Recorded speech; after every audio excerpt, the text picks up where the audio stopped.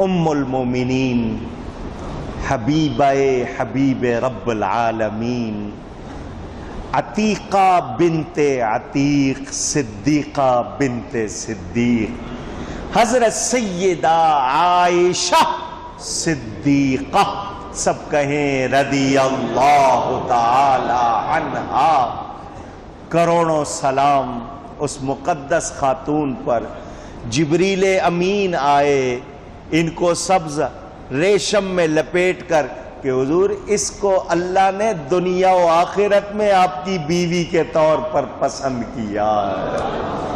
جس کو اللہ نے اپنے حبیب کی بیوی بنانا چاہا، پسند کیا، کتنی شان والی ہوگی وہ خاتون۔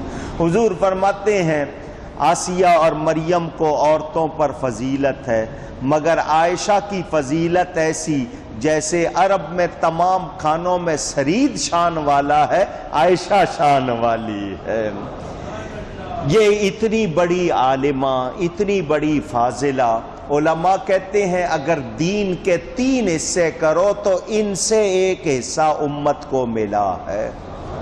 اتنی حدیثیں ان سے مروی۔ یہ جو تیمم کر لیتے ہو، یہ حکم کہاں سے مل گیا؟ یہ حضرت عائشہ کی برکت سے ملا ہے۔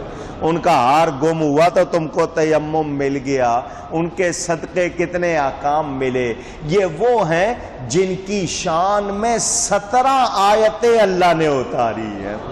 سورہ النور پڑھ لینا قرآن میں، اس میں اللہ تعالیٰ نے ان کی شان میں آیتیں اتاری۔ نبی پاک صلی اللہ علیہ وسلم کو بہت زیادہ پیاری تھی کیونکہ اللہ نے پسند کیا تھا۔ ان کی بڑی شان، بڑا مقام، بڑا مرتبہ۔ حضور صلی اللہ علیہ وسلم کے بعد کتنا عرصہ، تقریباً 50 برس، 58 ہجری میں غالباً وفات ہوئی ہے، تو انہوں نے کتنا امت کو نوازا۔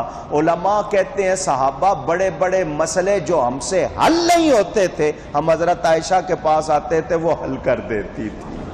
اللہ نے اتنا علم عطا فرمایا تھا۔ شان کتنی ہے، مقام کتنا ہے۔ میرے نبی پاک صلی اللہ علیہ وسلم ان کو ام عبداللہ اور پیار سے حمیرہ فرماتے تھے، سرخ بالوں والی حمیرہ کر کے پیار سے پکارتے تھے۔ نبی پاک صلی اللہ علیہ وسلم نے جب دنیا سے پردہ فرمایا، حضور ان کے حجرے میں تھے۔ انہوں نے نبی پاک کا سر اپنی گود میں لیا ہوا تھا۔ حضور نے مسواک کرنی چاہی تو پہلے انہوں نے مسواک اپنے منہ میں نرم کی، پھر نبی پاک کے منہ میں دی۔ فرماتی ہیں اللہ نے میرے لعاب کو نبی کے لعاب سے جمع کر دیا۔ انہی کے حجرے میں آج بھی نبی پاک آرام فرما ہے۔ بڑی شان والی خاتون، کروڑوں سلام مومنوں کی اس ماں پر۔ ان کا وصال 18 رمضان اور کچھ روایتوں کے مطابق 17 رمضان بتایا جاتا ہے، تو ہم ان کی بھی یاد منا رہے ہیں۔ اور پھر ذکر آتا ہے اس ہستی